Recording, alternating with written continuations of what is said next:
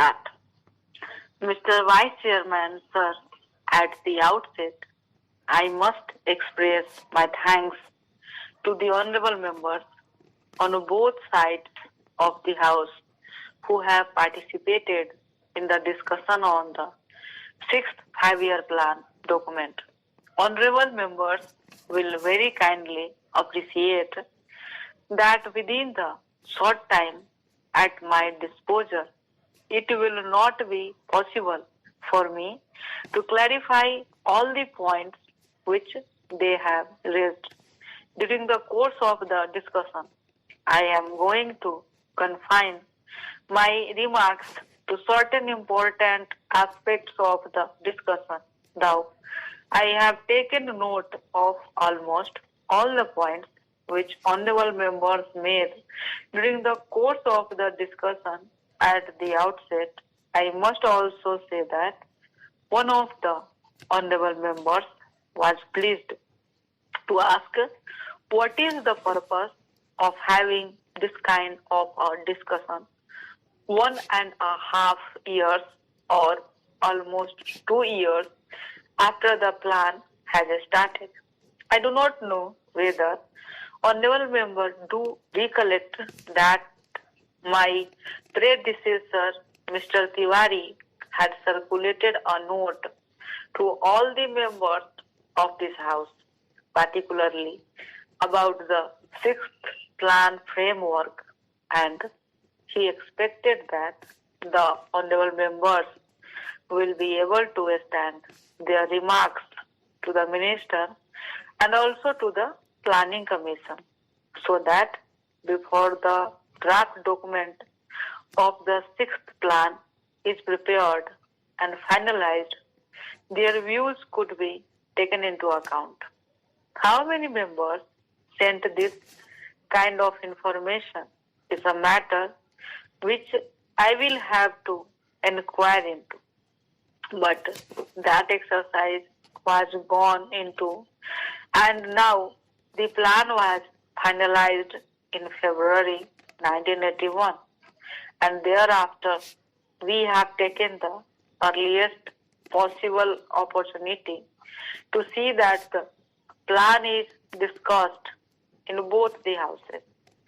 Sir, I am aware of the fact that the international situation and also the internal situation in which this sixth five-year plan has been finalized will definitely have some kind of an impact on the plan document as it was prepared, and how we will be succeeding in trying to avoid the adverse effects it might have on the achievement of the physical targets that we have set for ourselves at the end of the sixth five-year plan. Sir, there are 3 points which were mentioned by all the honorable members. The first was that the plan was prepared with 1979 to 1980 as the base year, and thereafter there has been a price rise of a considerable order. Sir, the first thing which I would like to clarify is about the inflationary trend which has set in. One of the honorable members, Sri Shankar Ghosh, a very experienced member of this House, who had also been in the planning commission and knows the intricacies of how the things are being worked out, has been pleased to state here that the rate of inflation is very high, and added to that the balance of payment position is going to be very bad compared with the percentage that we have worked out for the sixth plan as a whole for imports. For the first year, the import bill has risen very high. Then how is this assumption going to be correct? That is the point, and a very valid point, which he raised during the course of the discussion. Sir, he also mentioned about the Honorable Finance Minister making his speech at Kanpur, wherein he seems to have made a reference that a little inflationary trend is a kind of a stimulant to the economy.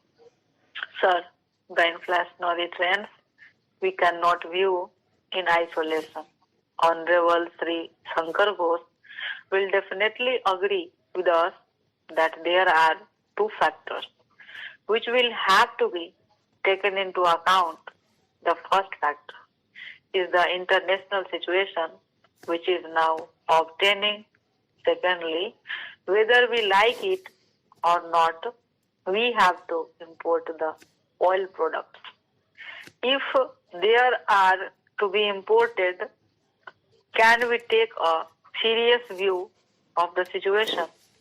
That is a thing which I am sure most of the honorable members there will be able to appreciate. The second aspect is, why is it that we have such a high import bill in 1980 to 81, when the plan itself commenced and when we were talking in terms of 9%, immediately in the very first year it jumped. I am sure that most of the honorable members are aware of the fact that it is on account of the kind of legacy that this government got. I would not like to dilate on that issue. But the fact of the matter is that the agricultural production had gone down.